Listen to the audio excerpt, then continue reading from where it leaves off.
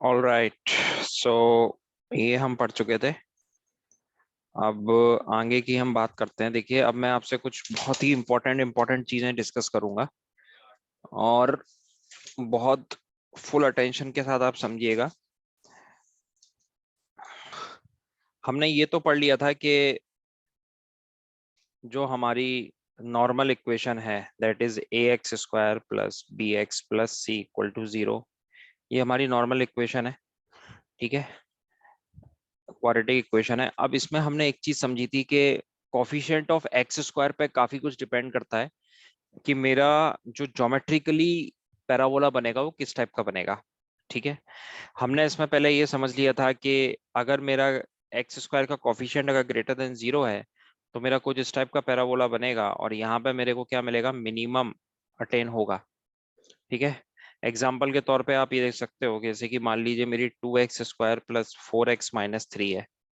ठीक है, तो ये मुझे नहीं पता इस इक्वेशन के रूट्स क्या होंगे, पर मैं ये जरूर बोल पाऊंगा एक्स स्क्वायर के कोफिशिएंट को देखकर कि ये कुछ इस टाइप का पैराबोला होगा जहां पे यहाँ पे मिनिमम वैल्यू अटेन होगी। ठीक है, मिनिमम अटेन मिलेगा। दूसरी चीज हमने ये समझी कि अगर एक्स स्क्वायर का कोफिशिएंट निगेटिव होता है तो कुछ इस टाइप का पैराबोला बनेगा और यहाँ पे मेरे को क्या मिलेगा, मैक्सिमा। ठीक है, मैक्सिमा मेरे को अटेन होगा। अब आप ये बताओ कि जैसे ये मेरी क्वाड्रेटिक इक्वेशन है, हमने ये पढ़ लिया था कि कोई भी क्वाड्रेटिक इक्वेशन होती है उसके दो रूट्स होते हैं। तो मान लीजिए इस क्वाड्रेटिक इक्वेशन के दो रूट्स है हमारे, अल्फा और बीटा। दो रूट्स क्यों हो सकते हैं, क्यों होंगे, क्योंकि यहाँ पे हाईएस्ट डिग्री क्या है, 2। ठीक, तो अगर मैं कंसीडर करूं यही इक्वेशन को, तो अगर आप इमेजिन, ये रूट्स क्या बताते हैं कि इस इक्वेशन को सेटिस्फाई कर रहे हैं, यानी कि अगर आप अल्फा और बीटा अगर उस क्वाड्रेटिक इक्वेशन में डालोगे, ठीक है, तो उसकी वैल्यू क्या होगी, 0 अटेन हो जाएगी। यही बताते हैं रूट्स। जैसे कि मान लीजिए ये मेरी क्वाड्रेटिक इक्वेशन थी, ये मेरी क्वाड्रेटिक इक्वेशन थी, इसके दो रूट्स होंगे अल्फा और बीटा। तो अगर अल्फा और बीटा मैं पुट करता हूँ, पहले अल्फा पुट करूंगा फिर बीटा पुट करूंगा एक्स की जगह, तो वो इक्वेटेड टू 0 हो जाएगा। कहने का मतलब ये है कि वो दोनों रूट्स इस पैराबोला को कट करेंगे। आप ये चीज समझो कि अगर मैं ये केस पकड़ता हूँ पहला वाला, ए ग्रेटर देन 0 का, तो ये कुछ इस तरीके से होगा ना कि जैसे ये मेरा पैराबोला है और ये मेरी एक्सिस है और यहाँ पे कहीं कट हो रहा है, यहाँ पे ये दो रूट्स काट रहे हैं। ठीक है, अल्फा और बीटा कुछ ऐसा ही होगा। ये एक्स और वाई एक्सिस आपकी,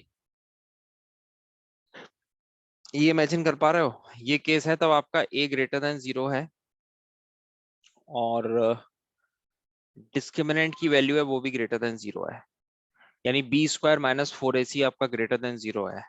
आप खुद सोच के देखिए, कोई चीज अगर आपकी इस तरह की पैराबोला है तो यहाँ पे ये कहीं मिनिमम अटेन करेगा।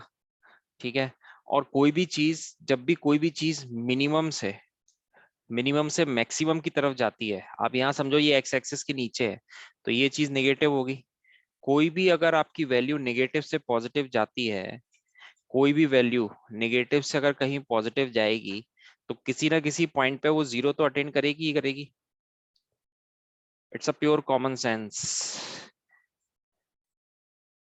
कोई भी चीज अगर नेगेटिव से पॉजिटिव हो रही है तो वो 0 वैल्यू अटेन करेगी।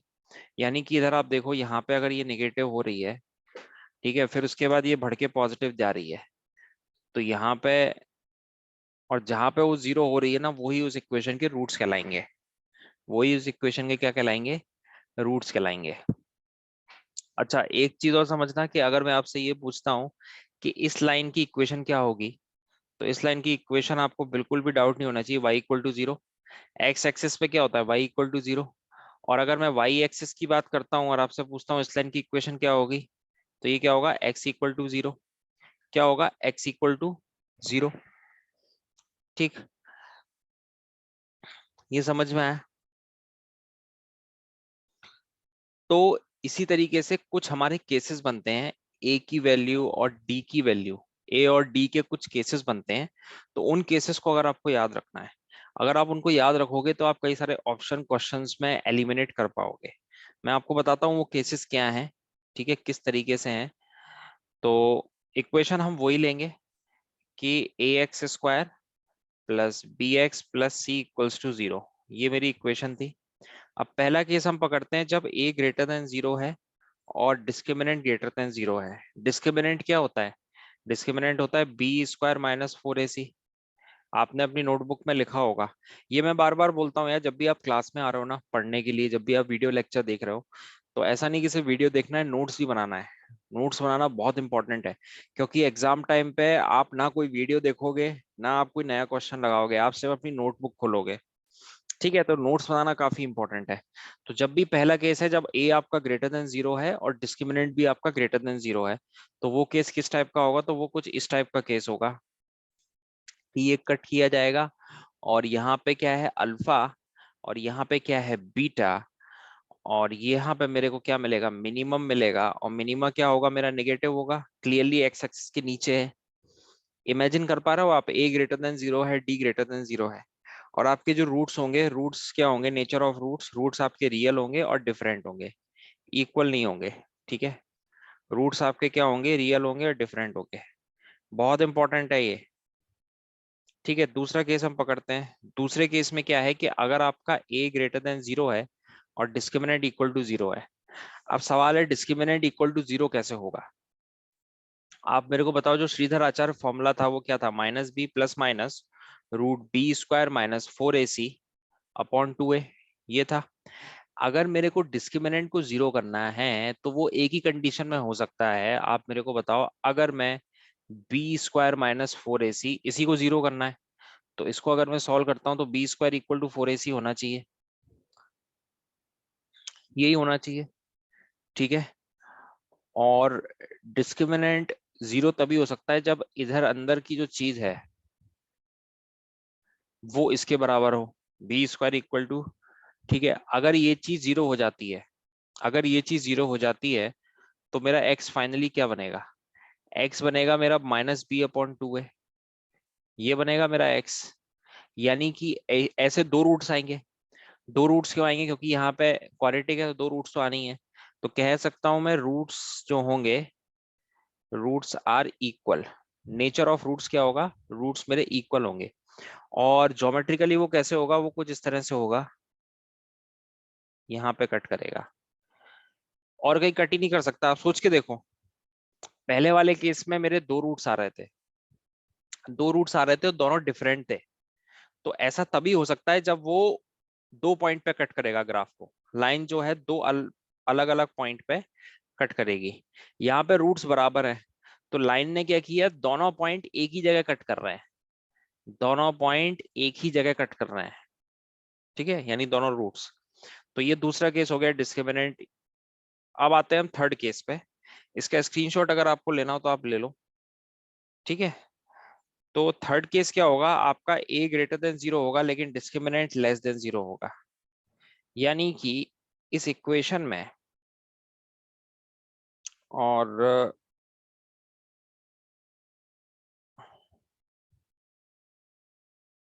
अगर आप समझोगे तो डिस्क्रिमिनेंट यानी ये वाला पार्ट आपका लेस देन 0। लेस देन 0 का मतलब क्या है? कि आपके जो रूट्स आएंगे वो इमेजनरी टाइप आएंगे, वैल्यू लेस देन 0 है। ठीक है, तो यानी कि रूट्स अगर आपके इमेजनरी हैं, तो ज्योमेट्रिकल इंटरप्रिटेशन क्या होगा? कि आपका कुछ इस तरह से होगा पैराबोला। मतलब वो कहाँ पे कट कर रहा है पता नहीं चल रहा है।